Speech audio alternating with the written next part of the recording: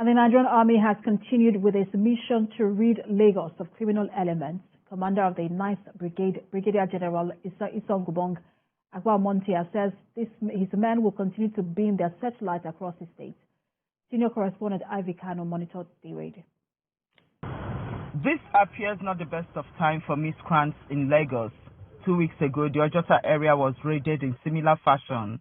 Here in Oshodi, the commander says the all-night raid by his men paid off as over 100 suspects were picked from various locations within the local council.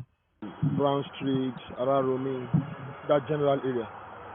We raided because we had an information concerning the activities of hoodlums in that area.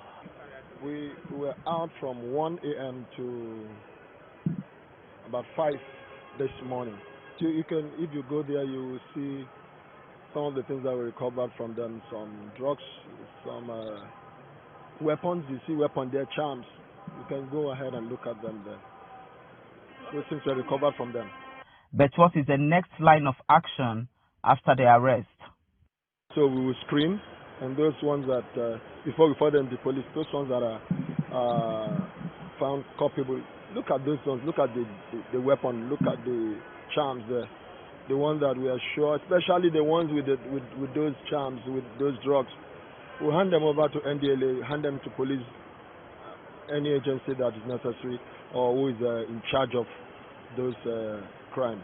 As I speak to you now, this same night, same activity is being carried out in a Festa General area. So my troops in that area are carrying out this same thing. So it's simultaneously, not only that is coming after one, is going on, and this will keep on going. The police too are working, everybody, just to make sure that Lagos is safe for us all.